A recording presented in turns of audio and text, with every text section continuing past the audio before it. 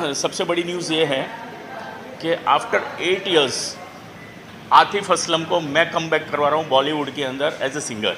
जब ये न्यूज आई थी तो हमें यही लगा था कि अब तो आतिफ का कमबैक कंफर्म हो गया, क्योंकि मूवी के डायरेक्टर ने खुद आकर मीडिया में ये बात अनाउंस की थी। बस फिर क्या था, आदिश के सब्र का इम्तिहान बढ़ता गया। फेब से मार्च, मार्च से अप्रैल, ऐसे करते करते पूरा 2024 ही खत्म हो गया, लेकिन ना सॉन्ग आया ना मूवी आई। पर मूवी के डायरेक्टर अमित केसरिया साहब मूवी की रिलीज डेट आज भी डिले पर डिले करते जा रहे हैं। उनसे जब रिलीज डेट के बारे में पूछा जाता है, वो हर बार एक नई रिलीज डेट बताकर मूवी को और डिले कर देते हैं। और लास्ट टाइम उन्होंने फाइनल डेट वैलेंटाइन डे की बताई थी कि वैलेंटाइन डे पर ये मूवी पक्की रिलीज हो जाएगी।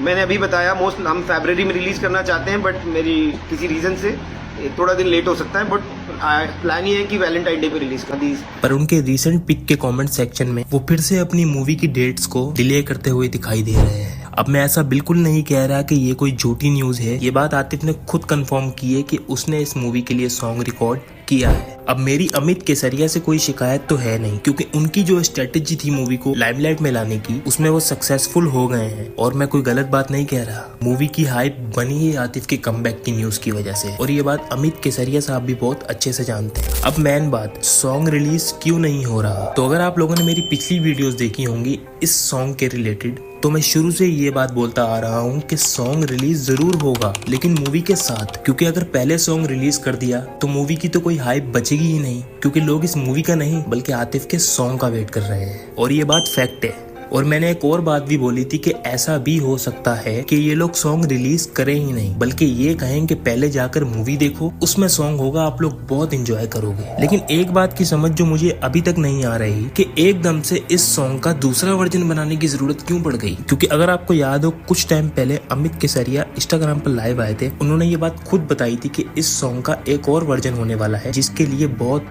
बड़ा सिंगर होने वाला है कोई।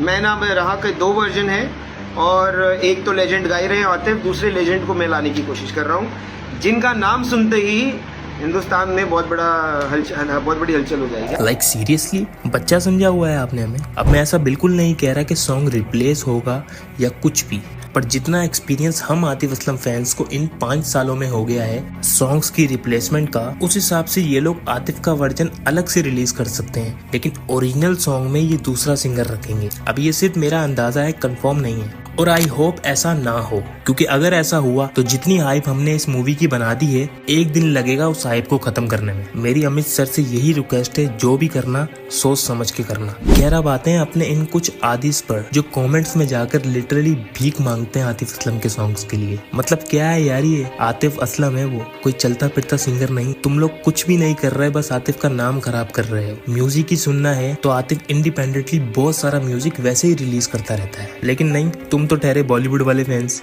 तुम्हें बस चाहिए वही बोर रोमांटिक और सैड सॉन्ग्स, कुछ नया तो तुम्हें सुनना ही नहीं है। और यही बात कुछ टाइम पहले विशाल दलदलानी ने भी अपने इंस्टाग्राम स्टोरी पर शेयर की थी कि आतिफ असलम के फैंस उसका नाम खराब कर रहे हैं कमेंट्स में भीख मांगकर, जबकि वो एक लेजेंड है और उसके फैंस कमेंट्स में भीख मांगते हैं सॉन्ग्स के लिए। आई होप आपको मेरा पॉइंट बहुत अच्छे से समझ आ गया होगा। अब इस वीडियो में जो कुछ भी मैंने बोला है, ये सब कुछ मैंने अपने पॉइंट ऑफ व्यू से बोला है। आई होप ऐसा कुछ ना हो,